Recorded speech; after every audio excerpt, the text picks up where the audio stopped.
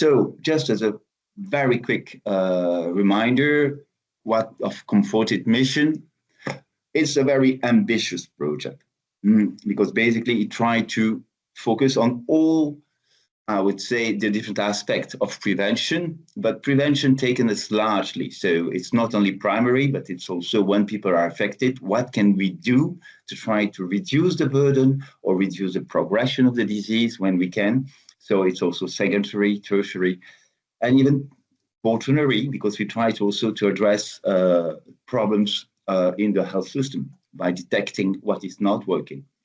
So it's also dealing with monitoring and those interventions for people. So we are focusing on delivery services for a disease which has a major impact on people and on health systems.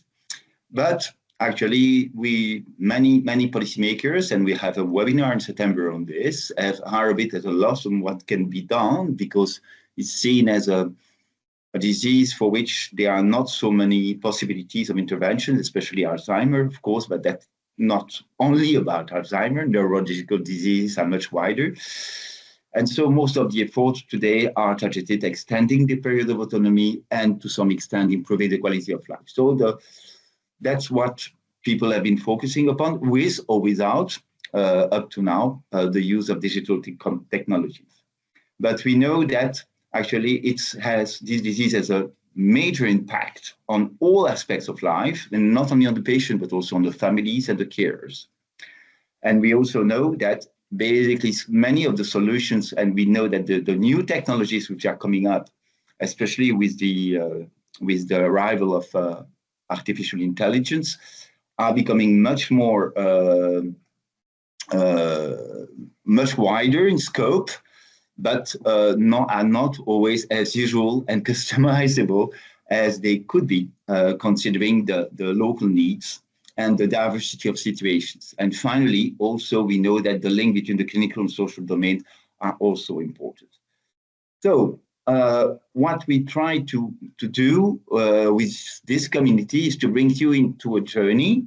As you see, we already had the first one, we had the second one, and we'll go on this journey building on each, trying to build on the learnings from each webinar. So we want today just to focus on intervention. So what can be done with the support of digital technologies today for people affected by frailty? And so we want to see what is basically the objective here, because it's a wide scope. It's also trying, for example, to assess who is affected by cognitive decline. For example, there are many tools which are today tested related to assessing. There are also, as you can see, a lot of simple tools, which even those tools are not today not necessarily widely used by people affected, like a simple alarm clock. Sometimes just to remember to have as a reminder, is sometimes not even available. But the one that you see there are the ones which are that people have usually in mind when they speak with people with dementia and frailty.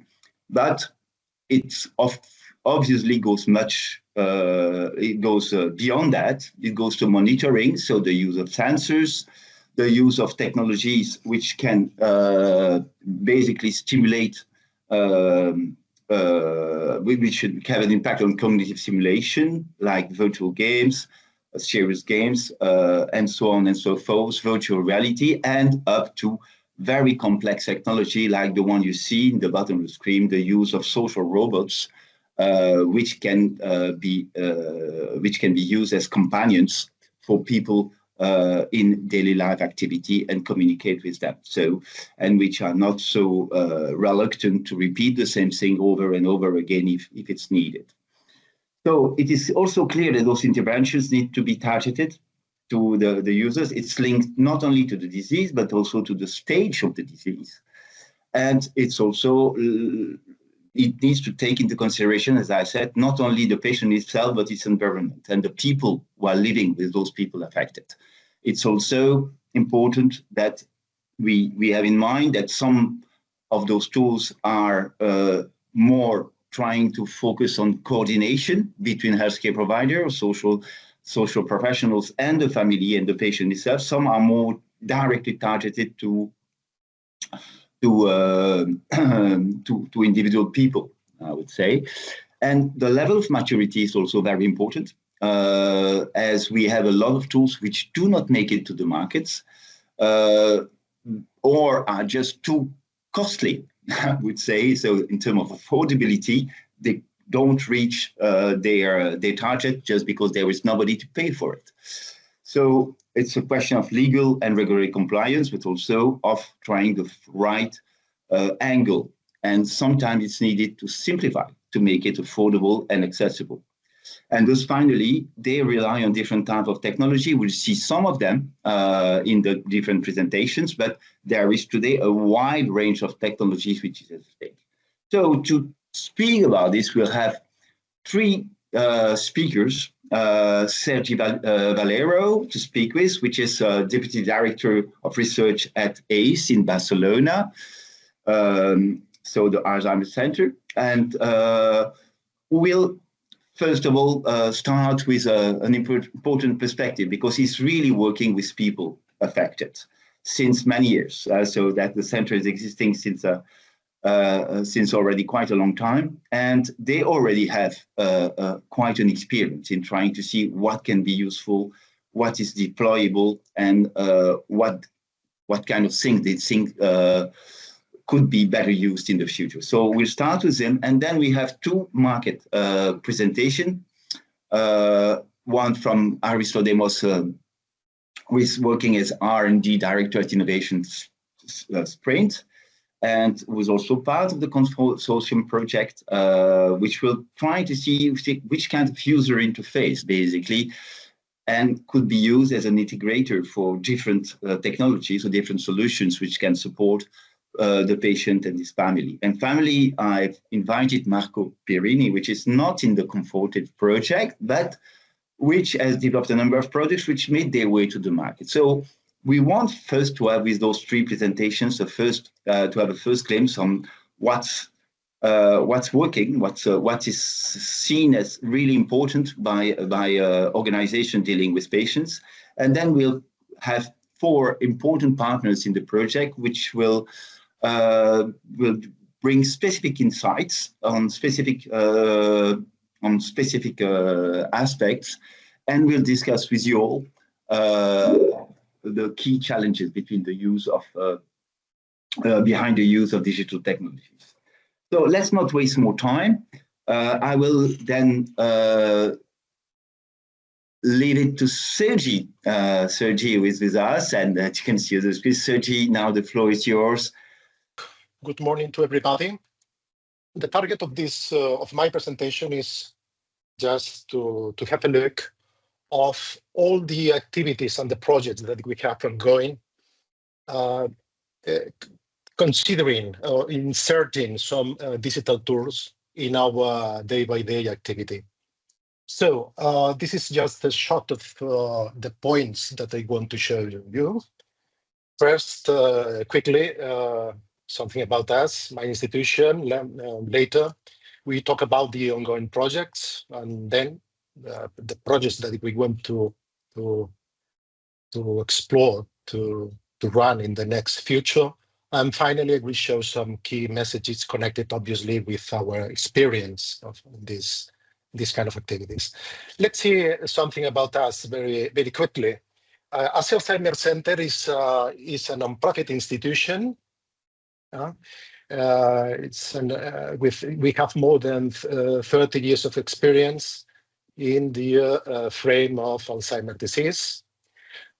We include more than 100 professionals. We talk about neurologists, geriatricians, psychiatrists, neuropsychologists, social workers, etc., etc. We see every year more than 3,000 new patients, and we have the follow-up of 6,000-7,000 patients. We have an integrated clinical care and research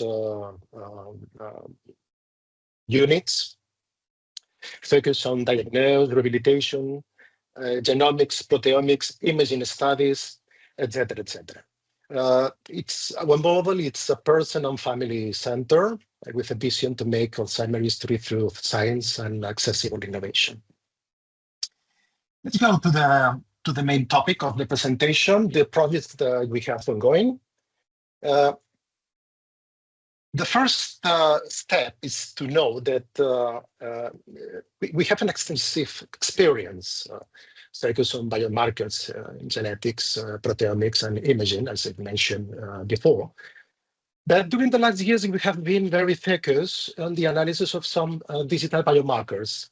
And among these biomarkers, the analysis of spontaneous speech is a hotline, for instance, the most important project. And it's a very interesting framework because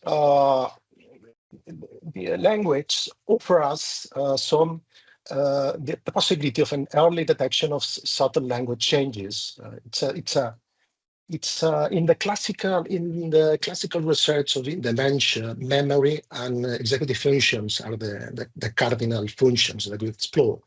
But we know that if we explore systematically language using computational procedures, we have the opportunity to detect some very early conditions of the patient that are even appear before the appearance of the first symptoms of the condition. Yeah, the possibility to analyze speech in a computing way allows us a non-invasive monitoring and cognitive decline over time, a remote applicability of health telehealth settings, and a better diagnosis and accuracy when combined with other biomarkers. And everything obviously conducted under an AI-driven context. So we have started working with a tech team that created Punto. Punto is a small technological company. And we are working together. We are working to create a simple and reliable digital tool to track cognitive health. The platform offers an easy-to-use tool for both professionals and families, and it helps improve care and supports independent living. Our role is to make sure that the technology is grounded in a real clinical needs and everyday challenges of dementia care. The platform has two parts: the Punto Clinic, that is focused on clinical assessment and continuous cognitive monitoring, and the Punto Care, that offers tools for daily support, cognitive stimulation, and practical resources for patients and their families. What we have done in our clinic, in our memory unit, is to apply the Punto platform as a standard measure, as a standard element inserted in our protocol of assessment, using a simple task of speech with this digital tool. Allows us to carry out part of the evaluation, sometimes remotely at home for these patients, but sometimes also in the context of their face-to-face activity. The main idea here is the proper feature is to identify cognitive issues early and track patients' status at home. We have at the moment, using this platform Punto, more than 5 individuals analyzed. We have been able to validate the Punto platform as an effective tool in our clinical workflows. The data supports its value as a robust strategy for distinguishing between clinical phenotypes, people with or without cognitive impairment, and also being a simple, consistent way to estimate patients' cognitive abilities, because we have good correlations between the parameters that we obtain in the analysis of spontaneous speech with our standard neurocognitive batteries. Looking for people with cognitive impairment, a traditional healthcare system usually waits until people shows clear symptoms and asks for help before taking action. Because of this, many people experience long period of cognitive decline without being diagnosed. This is a situation that occurs very common. And we know that by the time symptoms are noticed, the disease may progress too far, and it becomes harder to treat or slow it down. At ASE, we believe that we have opportunities to implement some strategies in a proactive way, allowing us to act early and more effectively in the care system. And what we know is, the question that we have now is, what about if we look for people with cognitive difficulties, but not in my office? What we are doing just now is to went out of our office and to visit the city, our city, Barcelona, and to look for places that are easy to find in any European city, that they have a strong local presence. And I'm not talking about the church, but I'm talking about the pharmacies. The pharmacy is an institution that it's easy to access, on family basis, especially for all the others. Well, our idea is that by adding simple cognitive checks during pharmacy visits, we can detect early memory problems and reach people who have no idea about their cognitive status. And how we do this? Well, we have an agreement with 10 pharmacies very close to our institution, to our memory unit in the district of Les Corts. Les Corts is it's a very central district in the city of Barcelona. We have the agreement with these pharmacies, and they want to collaborate with us in this new project. The specific procedure, well, the screening involves a brief language task recorded directly in the pharmacy using Punto platform. The audio recordings are processed automatically, generating a risk score through artificial intelligence in just few minutes. However, we don't deliver results on the spot, because it's a bit complicated for the patient to receive this information in this context, okay? And we wait for a few days to do this. In the case of a negative screening, we inform the user via email. And in the case of a positive screening, we follow the case by telephone. In these cases, with a positive result, what we do is to offer them an appointment in our institution, in our open house initiative, that it's a problem where the person receives a full neuropsychological evaluation to confirm or rule out the initial screening results. At the moment, we have explored more than 400 users in pharmacies, with a ratio of around 40% of positive cases. And we are not just now sending emails for negative results and call the positive cases to invite them to be part of our setting. Next topic, project that we have project for the next future. Okay, what about menopause? Many women say that they experience problems like brain fog, forgetfulness, or trouble focusing during perimenopause and menopause. Even though these issues are really common, people often think that it's just stress or getting older, and they don't consider that it may be something related to how the brain is working. So we want to identify women who have been experiencing cognitive problems, that they go beyond that experience during menopause, not assuming this in a simple way, that they assuming that there's difficulties of normal or minor.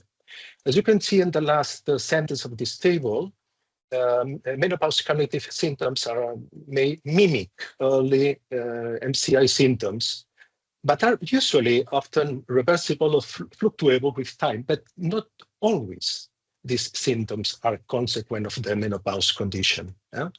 In any case, it needs a specific assessment, okay? For this reason, and following the same protocol that I explained earlier, in pharmacies, what we propose is the implementation of a model proposing a comparable one that I was showing in the previous one. We want to establish an alliance with the Sheus. The Sheus is a very well-known clinic here in Barcelona focused on women's health.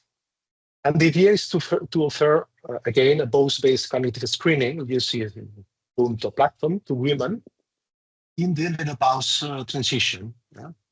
And when the result indicates an elevated risk of cancer, the participant is then referred to our memory unit for a full diagnosis assessment.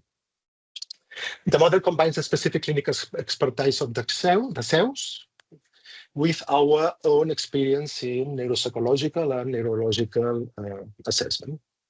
And our intention, our plan is to start this project after summer holidays. Sorry to interrupt. Sergio, you have a couple of minutes more. Okay. Thanks. We are involved also in what about taking care of our patients? We want to use also the Punto platform, but in this case, what we want to approach is the possibility to take care of our patients, providing them information, resources, platforms, exercises, ideas to manage their condition. We are touching things at the daily routines, nutrition, hydration, physical activity, cognition activities, behavior changes, legal considerations, etc., etc., etc.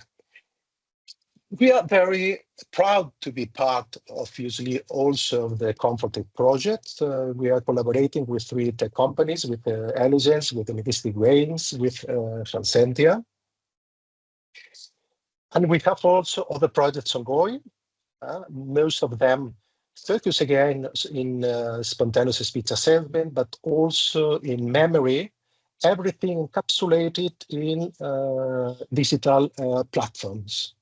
And finally, some key ideas of our experience. First, digital platforms enable early detection outside traditional care settings. Remote tools promote early help seeking before symptoms escalate. Our model transitions for individual assessment to scalable populations level screening. We combine clinical validation with the user-centered tech innovation. And our model is ready to scale across systems granted in research. And that's all. 14 minutes. Sorry, Sarah. Thank you very much. That's fine, Sergi. I think why I wanted Sergi to start with it, because what he's proposing us is not only a proof of concept, it's really an implementation process where he's really trying to find the right angle to use this technology and the right actors to support it. So, Sergi, maybe just I'll give you 30 seconds more, because I really want you just to say, how have you been collaborating with, for example, you mentioned Punto, in order to make this solution really trusted and usable? So how has been the development process? So can you just take a few more seconds to explain us? Yes, we discovered this small company 2 years ago, no more than 2 years ago, in the context of an academic scientific congress. And Ana Muñoz, that is the CEO of the company, come to me after my presentation, and they offer the idea, because at this moment was the idea of the tool. For me, it was an excellent content, because what I perceived here is that we had the opportunity to co-construct the platform all together. She put all the background in terms of code and in computational capacities, and we put our background based on clinics, scientific and biological background. And the negotiation was very, very easy. And we have a formal agreement between the 2 institutions. That means that with no money, but with a lot of ideas, we are co-designing the same tool,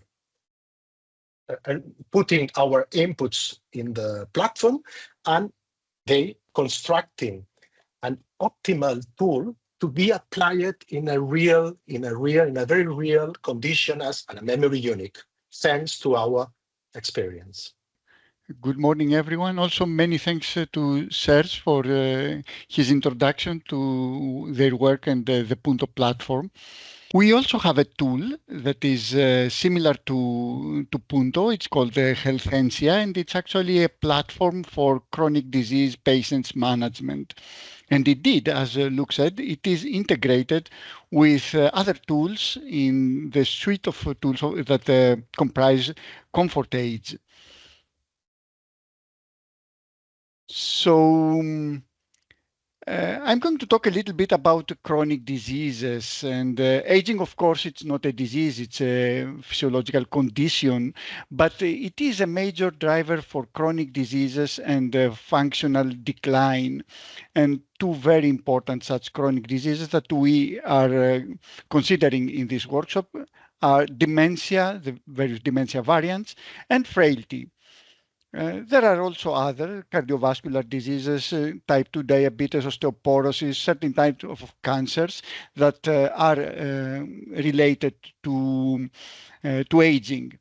So chronic diseases actually account for more than 3/4 of the deaths in our population, and 40% of them are premature, and lifestyle is today seen as the main cause of it. In the population globally, we have 50% of people that are living with a chronic disease, and out of them, 40% have 2 or more chronic diseases, and all this incurs lots of medical costs. Almost $50 trillion is the cost of. We will see this cost being up to 2030, and there is a huge care burden. We have 80% of the hospital admissions and 3/4 of all physical visits associated with these chronic diseases. What's the root cause of the problem? It's the lifestyle and the risky behaviors, and these are modifiable.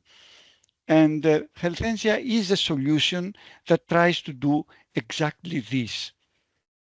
So in addressing the root cause, we are offering Healthencia as a certified software as a medical device that offers remote patient monitoring and digital therapeutics.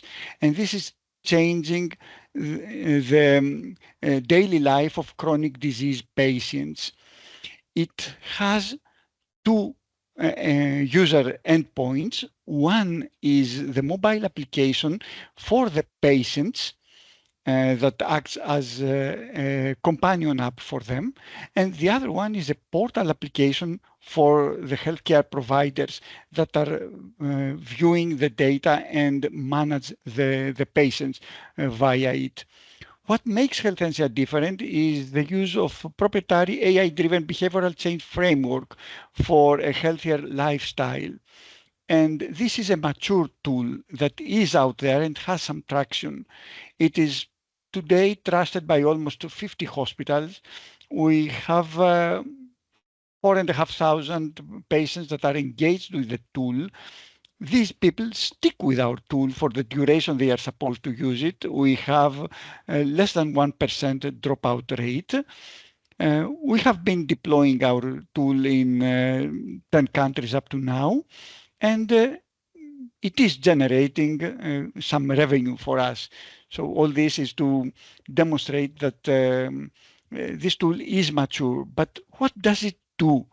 Let's see the 2 ends of this tool, starting with the companion app, which is actually customizable for different therapeutic areas and clinical pathways. This tool does 2 things. It collects data from the patients, offering this data to the healthcare professionals, but also offers back information to the patients information that is accepted by their doctors in order to improve their condition, or at least to dampen the speed at which their condition actually worsens. So on the one hand side, we measure things. What do we measure? We use devices and self-reports. And we collect information about physical activity, about sleep, and about different attributes like the heart, blood oxygen, blood glucose. All this happens via widgets that we have in our application, and these widgets offer a summary at the main screen. You can see the main screen at the center of the slide. This is our home screen, and it comprises the different widgets. And all these widgets actually have some summary for our patients, giving some data, and they offer details once clicked, and offer information about what has been happening there. So how are these measurements done?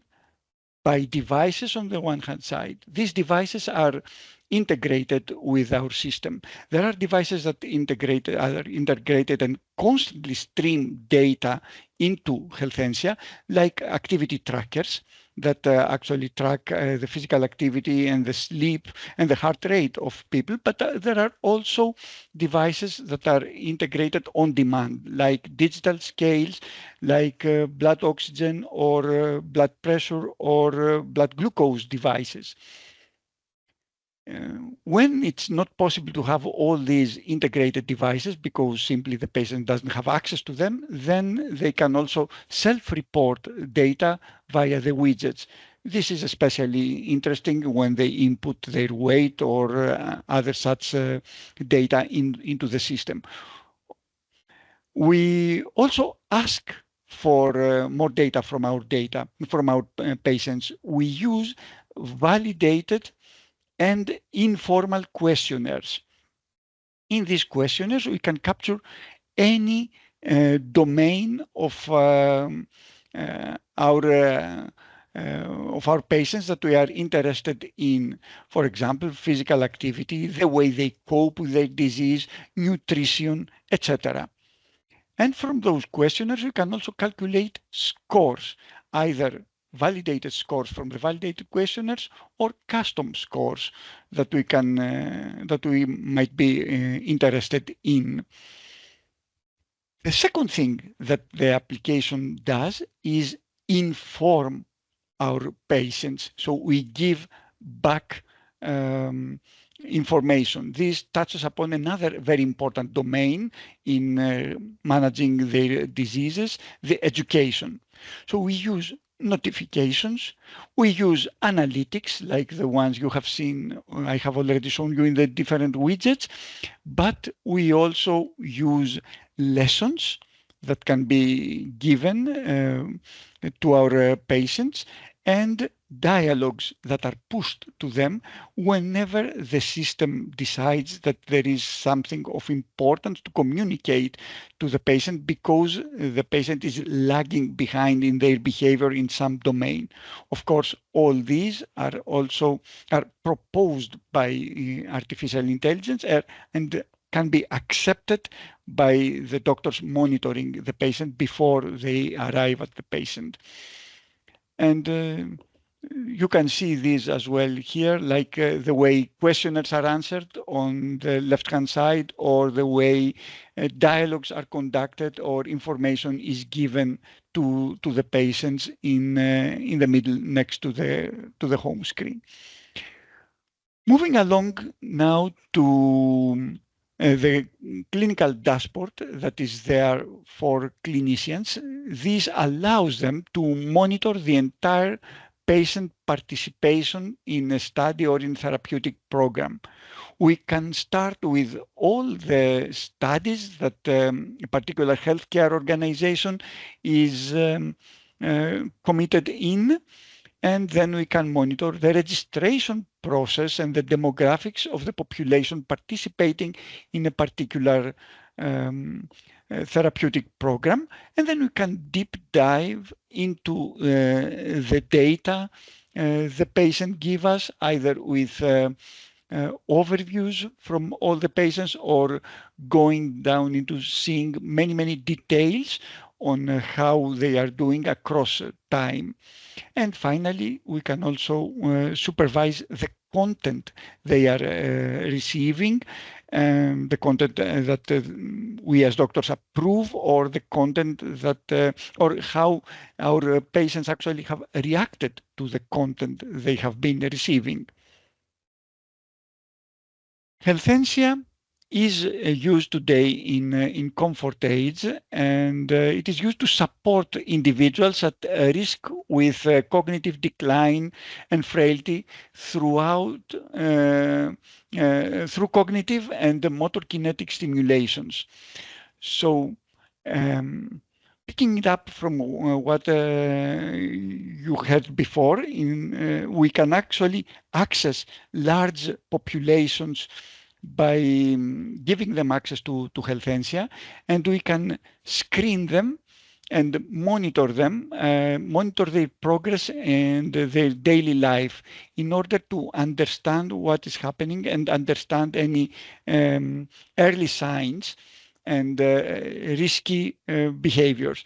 Once we understand such things, then we can provide personalized recommendations that stem from a smart digital twin using what-if health trajectory scenarios.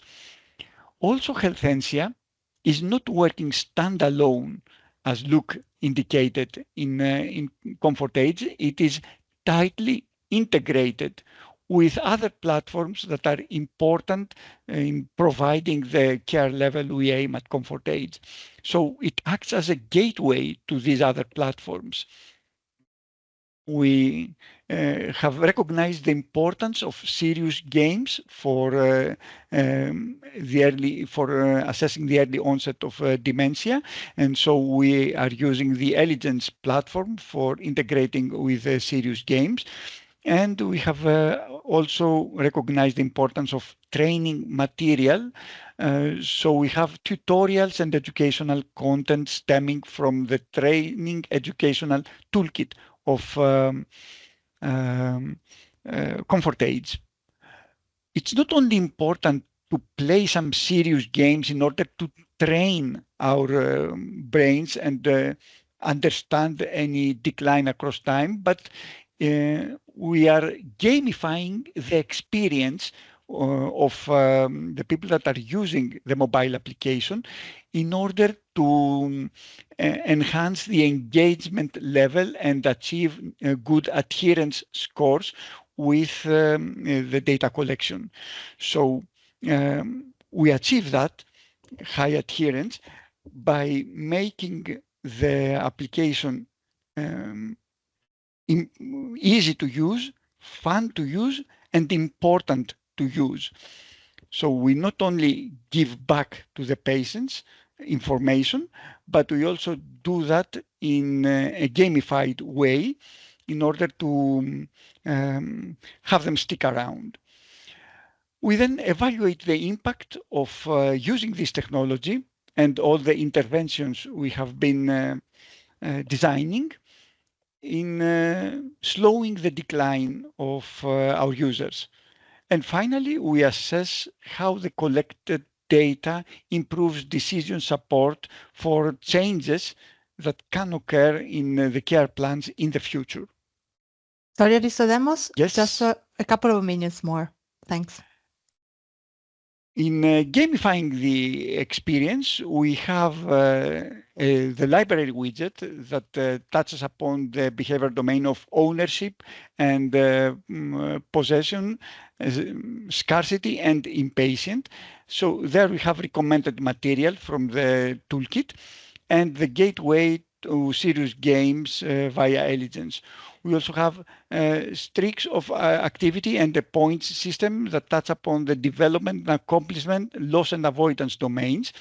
There we have gaining streaks for daily engagement and point rewards for accomplishments, shaping the leaderboard. The leaderboard itself touches upon the social influence and the relatedness. And we have this internal ranking leaderboard showing anonymized participants per pilot and where each patient stands among their peers. In terms of integration, Healthenzia acts as a gateway, enabling integration with this third-party platform. It effectively streams data from the connected platforms into Healthenzia widgets. The game widgets is populated with session data from Eligence. That's when you have played, what you have played, in which level, and achieving what score. And all this is very important for us understanding what is happening. The library widget also receives the personalized content from the training educational toolkit. And finally, we have streams of data from the Healthenzia widgets into the virtual health platform of COMFORTage. And that's all from my side. Thank you very much. So my name is Marco Pirini. I'm the R&D director of Chimea. Chimea is an Italian company that was actually funded in 1998, so quite many years ago. We have located in Padua in Italy. We have several other operative branches. We still are an SME, so we are not a big company. We are just an SME, and we are manufacturer of medical device. So. From the very beginning, we started by trying to create breakthrough technologies for rehabilitation and telerehabilitation. And from telerehabilitation, now we are moving also to telemedicine and teleprevention, based on the concept of virtual reality at the very beginning. But obviously, to make things working and also simpler, we are producing also, and we are doing also our devices includes and take advantage of the concept of augmented feedback, biofeedback, and exergaming. Also, in addition to virtual reality, we actually the company actually was born as a spin-off from research at MIT by the Institute Professor Emilio Bizzi, which is still the chairman of Chimea's scientific committee. And our solution now try to cover as many fields of application as possible in the areas of rehabilitation of neurological, orthopedic, cardiorespiratory, and oncological functional rehabilitation. How do we collaborate with clinical center? We try to collaborate and to create win-win situations to get funded and to create new solutions usable and that can get beneficial for the patients by participating and co-working on national and international research projects.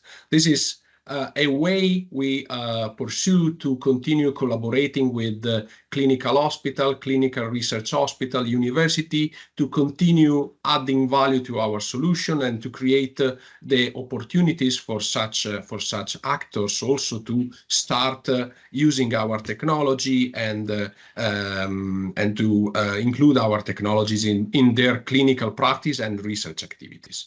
Right now, actually, we started from we have a very strong collaboration with I would say all the most relevant universities and research clinical organizations in Italy. In Italy, there is this kind of hospital funded to do research that are called IRCCS.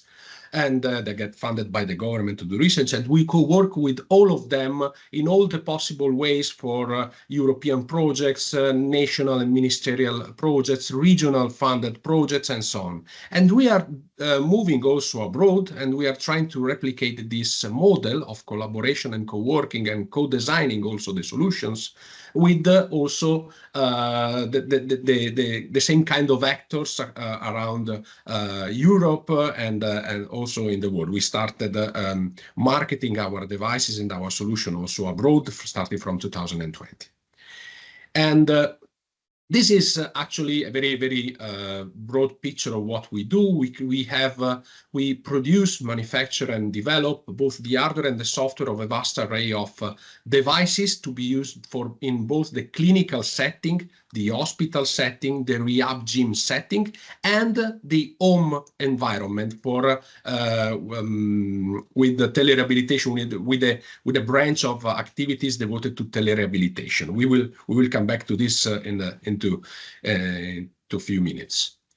So right now, all of these machines actually are connectable, can work by standalone, but are also connectable to a wide set of web-based, cloud-based services and interfaces for the clinicians to control the whole workflow of operation, and this workflow obviously is necessary if we want to create a real-world telerehabilitation set of services and solution that can work in the real world with patients at home.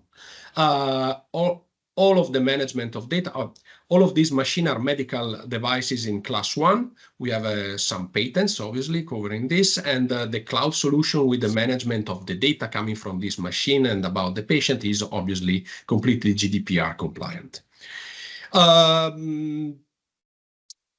Yes, obviously, our devices are multi-language, and our solution are multi-language, and we are working a lot to make them multi-language in a reliable and effective way.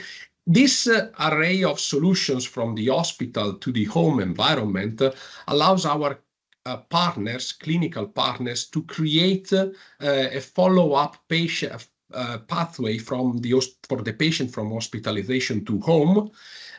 Consider that currently we have more than 200 installations in Italy and abroad of our technologies, and right now we have more than 1,500 home rehab devices working with our partners that have created the telerehabilitation services with them.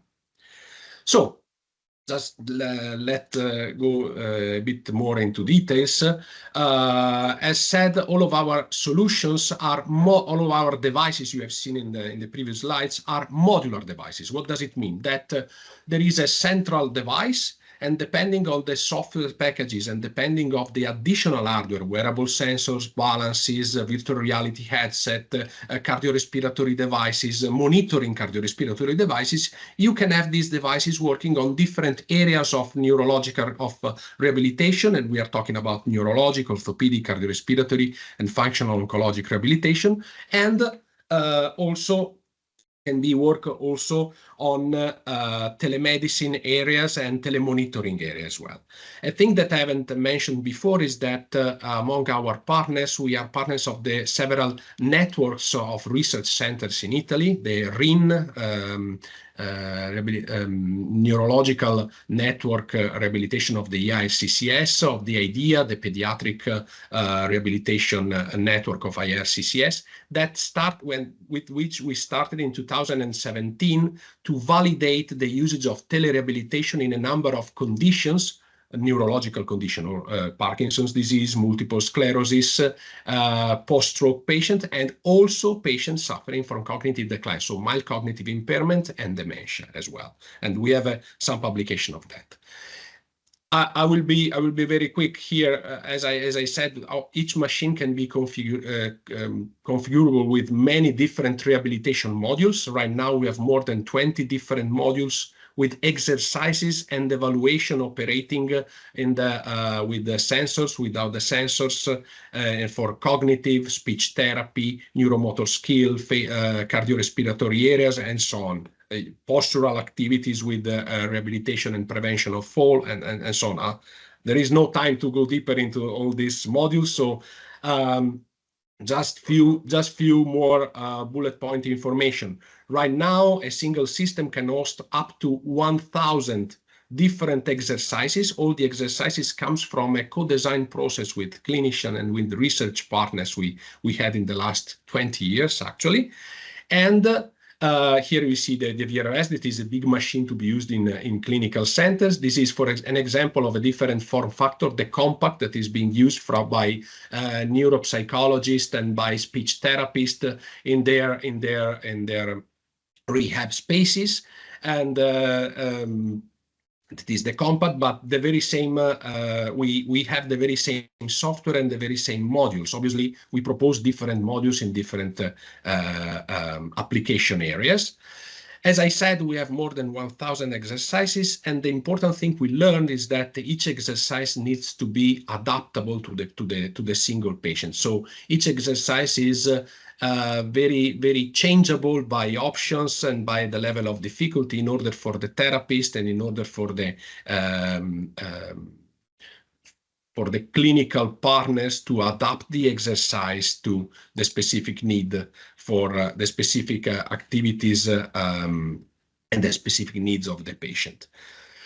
So the systems, together with the cloud, so together with the web interfaces, are provided with an automatic reporting system. So each activity is being tracked by the system, and they populate the clinical report of the patient, where we can know if the patient has done the exercises, has done how was the performance of the patient during the exercise, and so on. Right now, together with our clinical partners, our technologies and solutions have been the subject of around 100 clinical publications and around 40 reviews in a wide range, for a wide range of conditions, including mild cognitive impairment, MCIs, and Alzheimer's disease. Let's focus a bit on cognitive rehabilitation activities. We have right now in cognitive and speech therapies activities, let's say, more or less 200 exercises right now. The cognitive activities can be performed by the patient via the touchscreen, via a touchscreen pen, or via wearable sensor, or via balances, if they are available in the configuration, in order to combine cognitive tasks with postural and motor tasks. This is very important for rehabilitation, but also for cognitive decline prevention. And we have each activity. We have a set of exercises and activity for practical skills, visuospatial processing, attention, temporal orientation, short and long-term memory, and for executive function. All of them host auto-adaptive mechanism to adapt to the patient, and a wide set of options in order to be able to adapt them to the patient ability, to the patient residual, to the patient current state, actually. The module obviously is being used widely by all of our clinical partners, all of the installations we have talked before. And right now we are working to enlarge further this set of activities. In particular, we have two projects, one with the Professor Annalena Venneri from the University of Parma, from the IRCCS ESNB of Bologna, to build up, to port on our system a cognitive program, stimulation program that already has been proved to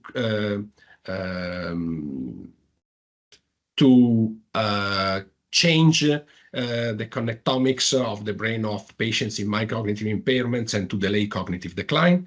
And we're working a lot with the Hospital San Camillo in Venice, that is an IRCCS as well, to port on our infrastructure a FineAge, a program that is called FineAge, is a set of 80 and more cognitive activities devoted and studied to train the subject to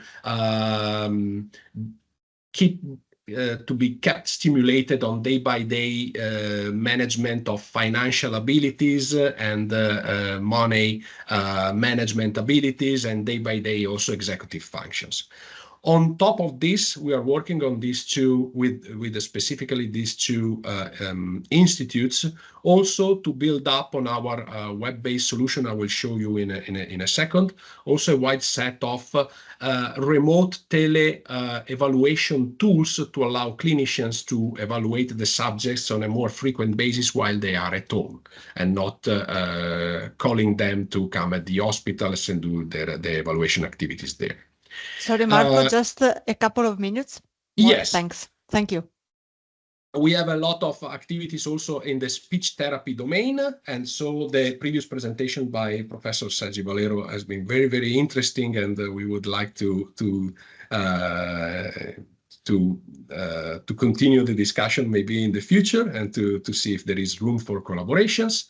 And also we have also for cognitive, in the cognitive area, fully immersive VR scenarios for ADL that are being currently used also for cognitive decline treatment and for Alzheimer's disease.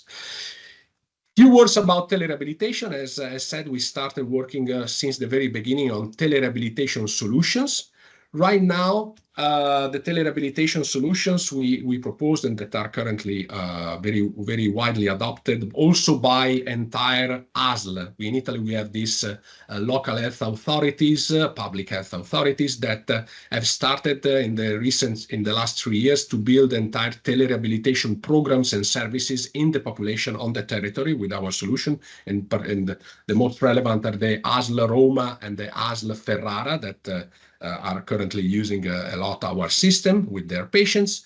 For the telerehabilitation, we have this case with a tablet that can host a wide or not, it's a modular device, a wide set of additional sensors, including postural devices, telemedicine devices, and wearable sensors or not. We have a wide set of cognitive rehabilitation and prevention programs just using the tablet and the camera. And the therapists can work with the patient in 2 ways. Online, so we have a web-based audio-video conference and remote control service, and offline, so that the clinical partners and professionals can program the set of activities, the personalized treatment plan on the website, and the patient and the tablet discharge this once it gets connected to the internet, and the patient can work autonomously to it. So it's a very flexible solution, allowing both a full mode, full synchronous way, of working between the therapist and the patient, but also offline working with the patient left alone or with the caregiver to do some of the job or some of the treatment alone. We are now working also we have also an app for replicating in a simpler way all of these aspects and telerehabilitation ways of working between the clinical therapist and the patient. And that's it. Thank you so much. And we are